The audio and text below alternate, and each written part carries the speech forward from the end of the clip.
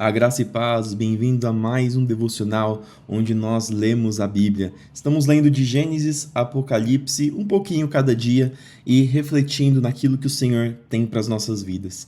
Vamos começar esse devocional com uma oração, pedindo para que Deus nos ilumine para entender a palavra dele. Senhor, obrigado por mais esse dia, obrigado por essa oportunidade de ler a tua palavra, de ouvir a tua voz, Senhor, de receber aquilo que o Senhor deixou para as nossas vidas. Ajude-nos a entender aquilo que o Senhor tem para nós. Ajude, Senhor, nossos corações e nossas mentes a absorverem a Tua palavra e para que isso edifique as nossas vidas. Isso que eu te peço e te agradeço, em nome de Jesus. Amém. E hoje nós vamos ler Êxodo 29, do verso 1 até Êxodo 30, capítulo 10. Nós continuamos vendo Deus trazendo revelação sua para o povo, mostrando ainda de forma imperfeita, porque a vontade perfeita de Deus veio com Jesus, muitos anos depois, mas ainda de modo perfeito, como que Deus gostaria que o povo se comportasse. E aqui ele vai falar sobre alguns sacrifícios que o povo deveria fazer. Eu só queria colocar um detalhe aqui na questão de sacrifício, porque às vezes nós não entendemos o porquê que isso era necessário. E a gente tem que entender que Deus é totalmente justo. Nós vimos alguns capítulos atrás que ele trouxe algumas leis que dizia que se alguém cometesse algum ato que penalizasse alguém, alguma coisa deveria ser feita para que a justiça fosse feita, de modo que houvesse um contraponto nessa questão, a ponto da justiça ser feita. Isso não é diferente com o nosso Deus. Quando nós cometemos alguma coisa que vai contra o nosso Deus, que é uma afronta a Deus, algo contra Deus, e é o nosso Deus, é o Deus soberano, Deus criador de tudo que existe, qual que é a pena que nós mereceríamos receber por afrontar o Criador, por afrontar aquele que tudo existe? E eu não estou falando de Deus ser Deus vingativo, mas é questão de justiça mesmo. E por afrontar o nosso Deus perfeito, nós mereceríamos a morte, nós mereceríamos morrer. Assim como Adão e Eva, quando Deus falou que se eles comessem do fruto que era proibido, que eles certamente morreriam, ele já estava dizendo a consequência do que deveria acontecer. E por ser misericordioso, ele não matou Adão e Eva, pelo contrário, ele ainda colocou roupa, ele ainda deu instruções para ele, eles viveram ainda muitos outros anos. E mais do que isso, ele ainda fez todo um plano de redenção para a humanidade, se transformando em homem e vindo até a terra para morrer por nós.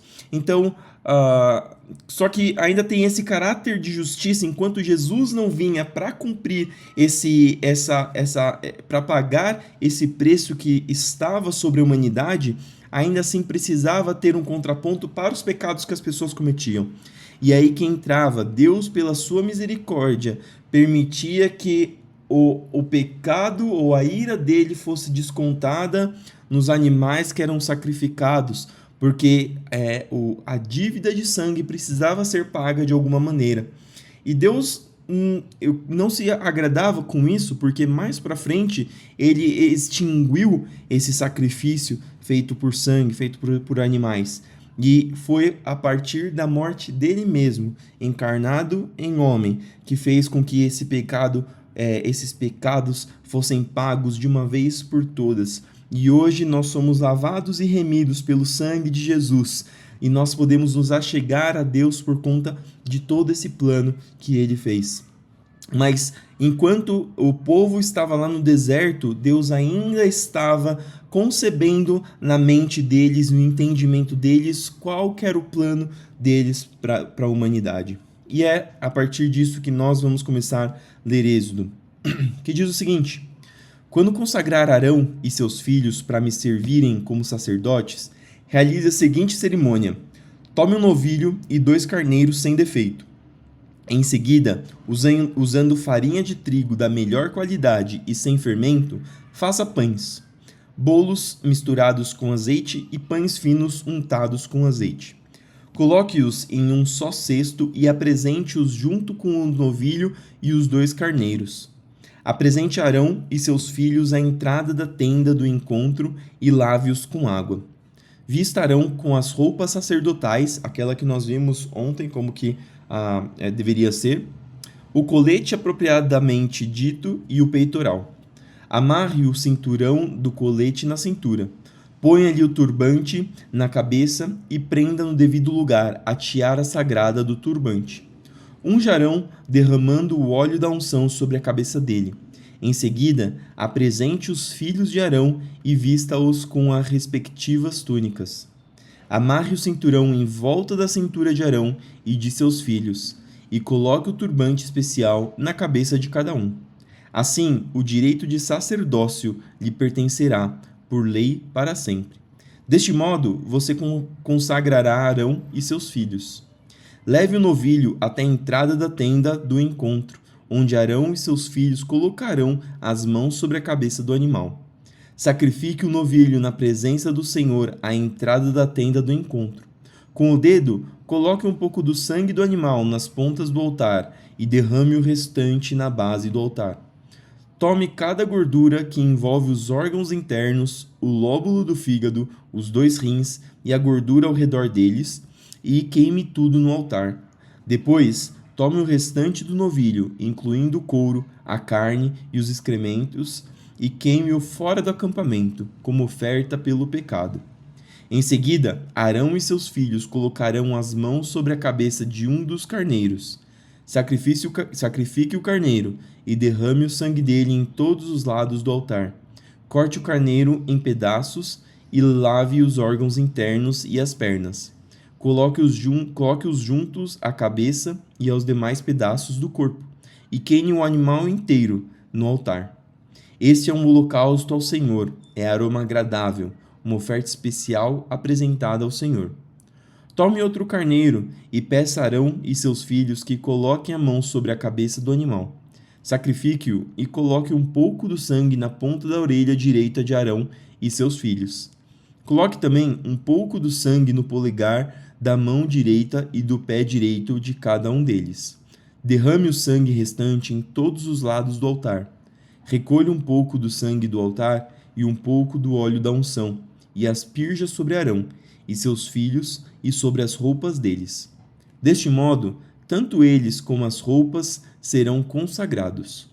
Uma vez que esse é o carneiro da consagração de Arão e seus filhos, pega a gordura do animal, incluindo a parte gorda da cauda, a gordura que envolve os órgãos internos, o lóbulo do fígado, os 2 rins, a gordura em volta deles e a coxa direita.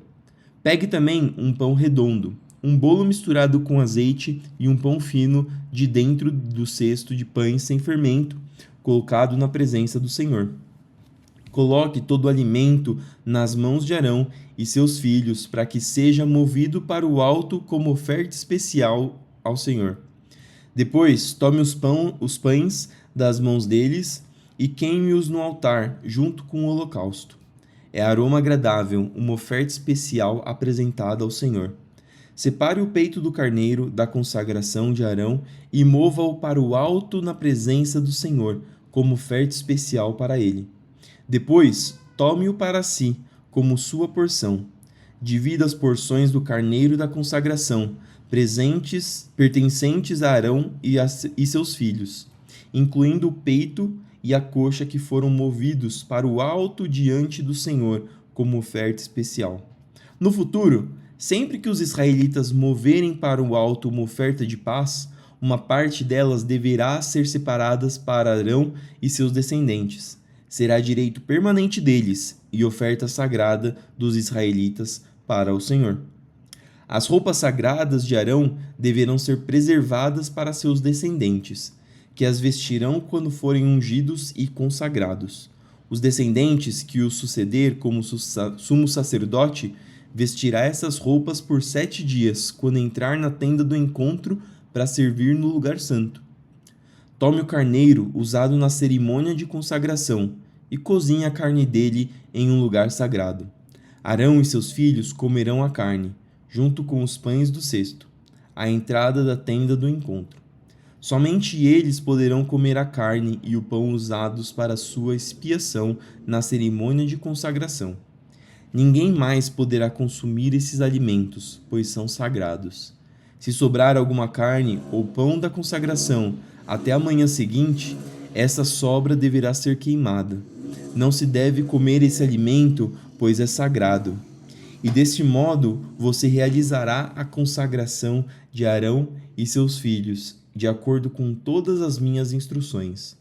A cerimônia de consagração durará 7 dias. A cada dia, sacrifique um novilho como oferta pelo pecado, para fazer expiação. E expiação, no caso, é a cobertura, né? A troca, passar o pecado de um para o outro. Apagar, no caso, né? Apagar o pecado. Depois, purifique o altar, fazendo expiação por ele, e unja-o com óleo para consagrá-lo. Faça expiação pelo altar e consagre-o diariamente por 7 dias. No final desse período, o altar será absolutamente santo, e tudo o que tocar se tornará santo. Estes são os sacrifícios que você deve oferecer regularmente sobre o altar. A cada dia, ofereça 2 cordeiros de 1 ano, um pela manhã e outro ao entardecer. Junto com um deles, ofereça 2 medidas de farinha da melhor qualidade, misturada com 1 litro de azeite puro de azeitonas prensadas. Ofereça também 1 litro de vinho, como oferta derramada. Ofereça o outro cordeiro ao entardecer, junto com ofertas de farinha e vinho iguais às da manhã. Será aroma agradável, uma oferta especial apresentada ao Senhor. Esses holocaustos devem ser oferecidos todos os dias, de geração em geração. Ofereça-os à entrada da tenda do encontro, na presença do Senhor. Ali eu virei ao encontro do povo e falarei com você. Eu me reunirei ali com os israelitas no lugar santificado por minha presença gloriosa. Sim, consagrarei a tenda do encontro e o altar, e consagrarei Arão e seus filhos para me servirem como sacerdotes. Então viverei no meio dos israelitas e serei seu Deus, e eles saberão que eu sou o Senhor, seu Deus. Eu os tirei da terra do Egito, a fim de viver no meio deles. Eu sou o Senhor, seu Deus. E o capítulo 30. Construa um altar de madeira de acácia para queimar incenso. Faça-o quadrado, com 45 centímetros de lado e 90 centímetros de altura, com pontas em forma de chifre nos cantos entalhados da mesma peça de madeira que o altar. Revista o topo, os lados e as pontas do altar com ouro puro e coloque uma moldura de ouro ao seu redor.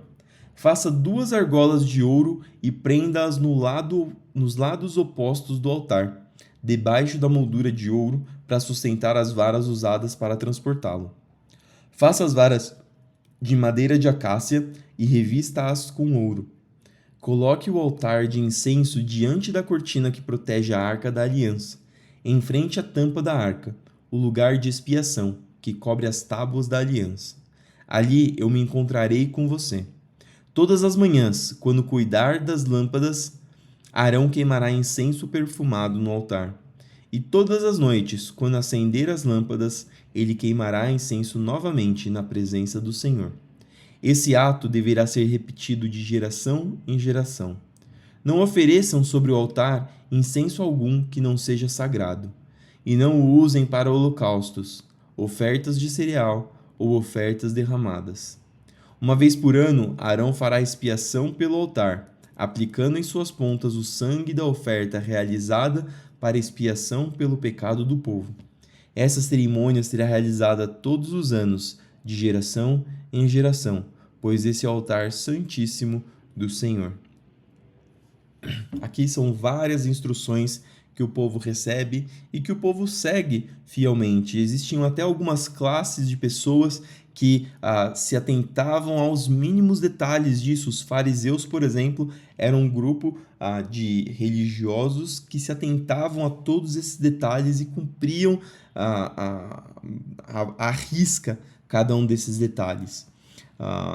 E Jesus, ele fez todo o sacrifício que fazia com que a adoração parasse de ser no templo, parasse de ser através de sacrifício, mas fosse feita de coração, fosse feita em espírito e em verdade, fosse feita agora não do lado de fora da tenda do tabernáculo, mas dentro, depois do véu que foi rasgado com a morte de Jesus, direto no Santo dos Santos, com o Espírito Santo em nossos corações, para falar sobre Deus para as nossas vidas, para os nossos corações, para a nossa mente. E nós temos essas bênçãos hoje nas nossas vidas, graças a Deus, graças ao sacrifício que Ele fez lá na cruz. Mateus 26, do 14 ao 46. Então, Judas Iscariotes, um dos 12, foi aos principais sacerdotes e perguntou: Quantos vocês me pagarão se eu lhes entregar Jesus? E eles deram 30 moedas de prata. E é interessante porque, não sei se vocês lembram, mas nós lemos lá em Êxodo que 30 moedas de prata era o preço pago por um escravo, por um servo. Então Jesus foi vendido não como um rei, não como alguém importante, mas como um escravo. Ele foi vendido por aquele que tinha o menor valor. O Rei dos Reis foi vendido como um servo. Se tornou o menor dos menores. Levou sobre si aquilo que era para mim, aquilo que era para você. Graças a Deus que esse sacrifício foi feito, porque como eu acabei de falar, nós podemos nos aproximar de Deus por conta desse sacrifício. Nós temos a oportunidade de estarmos com o nosso Senhor por conta desse sacrifício. Mas me dói pelo menos, saber como Jesus, o nosso Senhor, foi tratado. Verso 17. No primeiro dia da festa dos pães sem fermento, os discípulos vieram a Jesus e perguntaram: Onde quer que preparemos a refeição da Páscoa? Ele respondeu: Assim que entrarem na cidade, verão determinado homem. Digam-lhe: O mestre diz: Meu tempo chegou e comerei em sua casa a refeição da Páscoa, com meus discípulos. Então os discípulos fizeram como Jesus os havia instruído e ali prepararam a refeição da Páscoa. Ao anoitecer, Jesus estava à mesa com os 12 discípulos. Então, enquanto comiam, disse: Eu lhes digo a verdade, um de vocês vai me trair. Muito aflito, eles protestaram, um após o outro: Certamente não serei eu, Senhor. Jesus respondeu: Um de vocês que acabou de comer na mesma tigela comigo vai me trair. O Filho do Homem deve morrer, como as Escrituras declaram há muito tempo. Mas que terrível será para aquele que o trair. Para esse homem, seria melhor que não tivesse nascido. Judas, aquele que trairia, também disse: Certamente não serei eu, Rabi. E Jesus respondeu: É como você diz. Enquanto comia, Jesus tomou o pão e o abençoou. Em seguida, partiu-o em pedaços e deu aos discípulos, dizendo: Tomem e comam, porque este é o meu corpo. Então tomou o cálice de vinho e agradeceu a Deus. Depois entregou aos discípulos e disse: Cada um beba dele, porque este é o meu sangue, que confirma a aliança. Ele é derramado como sacrifício para perdoar os pecados de muitos. Prestem atenção no que digo: não voltarei a beber vinho até aquele dia em que, com vocês, beberei vinho novo no reino de meu Pai. Então cantaram um hino e saíram para o Monte das Oliveiras. No caminho, Jesus disse: Esta noite todos vocês me abandonarão, pois as Escrituras dizem: Deus ferirá o pastor e as ovelhas do rebanho serão dispersas. Mas depois de ressuscitar, irei adiante de vocês a Galileia. Pedro declarou: Pode ser que todos os outros o abandonem, mas eu jamais o abandonarei.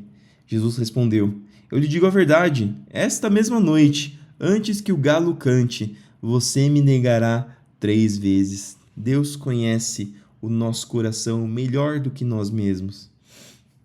Pedro, no entanto, insistiu: Mesmo que eu tenha que morrer ao seu lado, jamais o negarei.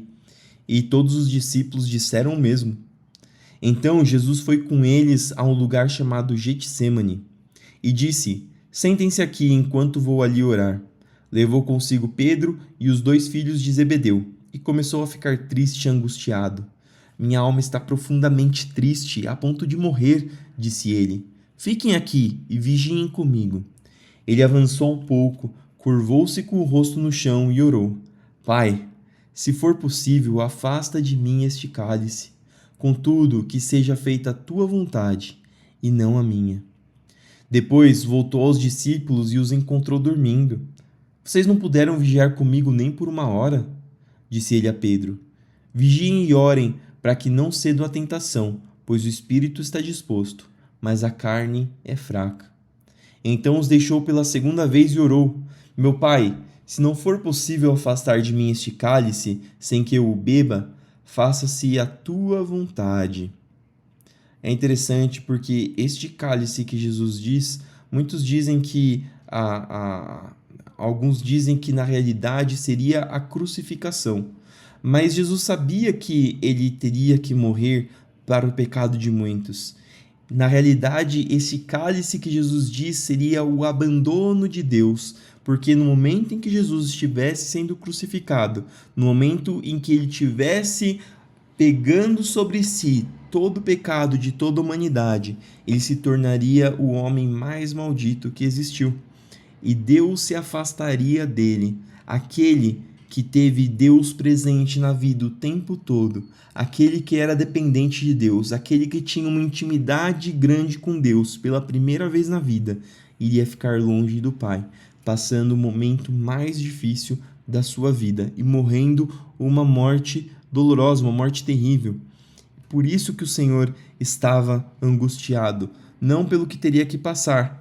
Talvez ele estivesse com a parte humana dele, que ele diz que a carne é fraca, talvez estivesse ansioso, talvez estivesse preocupado, mas eu não creio que Jesus estava querendo fugir do destino dele, mas ele realmente estava preocupado de que o Pai não estaria com ele, porque era necessário que ele se tornasse pecador, o maior pecador de todos, para que a ira de Deus fosse colocada sobre ele e assim ele levasse os nossos pecados com ele.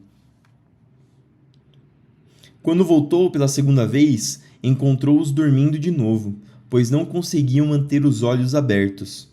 Foi orar pela terceira vez, dizendo novamente as mesmas coisas. Em seguida voltou aos discípulos e lhes disse: Como é que vocês ainda dormem e descansam? Vejam, chegou a hora, o Filho do Homem está para ser entregue nas mãos de pecadores. Levantem-se e vamos, meu traidor chegou.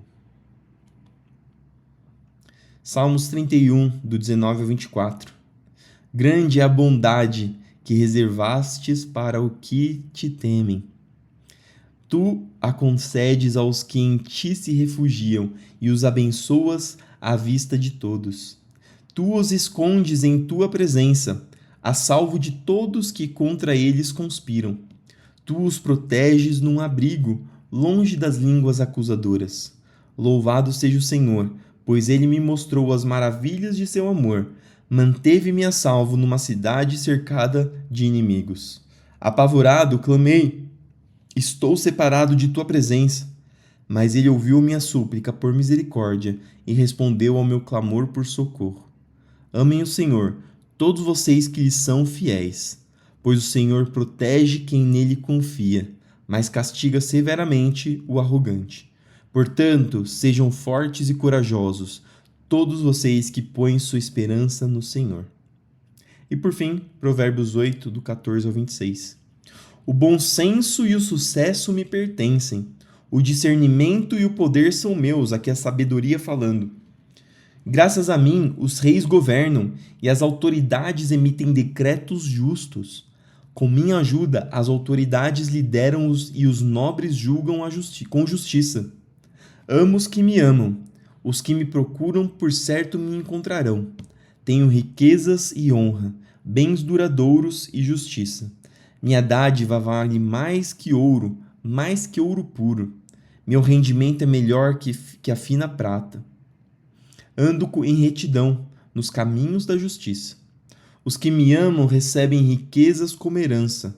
Sim, encherei seus tesouros. O Senhor me estabeleceu desde o princípio, antes de criar qualquer coisa. Fui designada desde eras passadas, logo no início, antes de a terra existir. Nasci antes que os oceanos fossem criados, antes que a água brotasse de suas fontes. Nasce antes de serem formados os montes, antes de existirem as colinas, quando ele ainda não havia feito a terra e os campos, nem o primeiro punhado de terra. A sabedoria foi responsável por ter toda a criação. Deus é todo sábio, Deus possui toda a sabedoria e com essa sabedoria criou tudo que existe. Tudo que existe chamou isso de bom. Que a gente também possa procurar essa sabedoria para que aquilo que a gente venha fazer seja também bom, para que aquilo que a gente venha fazer seja para a glória do Senhor. Essas foram as palavras de hoje, espero que tenham edificado a sua vida, que tenham feito você lembrar que somos pecadores, mas somos pecadores remidos pelo sacrifício que Jesus fez na cruz. E graças a Deus por essa tamanha salvação. Vamos fazer uma oração para terminar esse período? Senhor, obrigado, Senhor, pela tua salvação. Obrigado pelo seu sacrifício na cruz que nos trouxe vida. Obrigado porque nós podemos ler isso na tua palavra e nós podemos reconhecer o quão grande amor o Senhor tem para as nossas vidas. Abençoa para que essas palavras fiquem gravadas em nossas mentes e corações e para que nós possamos testemunhar do seu amor para outras pessoas. Continua conosco, Senhor, nesse dia, nos abençoando em tudo que nós formos fazer, seja no nosso trabalho, nos nossos estudos, nos nossos afazeres domésticos, que o Senhor seja o nosso guia e que tudo que nós fizermos seja para a Tua glória. Abençoa aqueles que estão nos hospitais, aqueles que estão doentes, se recuperando, para que o Senhor entre com suas mãos poderosas, trazendo a cura, trazendo alívio, trazendo restauração. Senhor, abençoa aqueles que precisam de um emprego, para que o Senhor abra a porta de emprego, para que o Senhor traga o sustento para a tua casa. Continua conosco hoje e sempre. Isso que eu te peço e te agradeço em nome de Jesus. Amém. Amém? Que Deus te abençoe e que você tenha um dia maravilhoso, cheio de bênçãos. Fica com Deus e até amanhã para mais um devocional.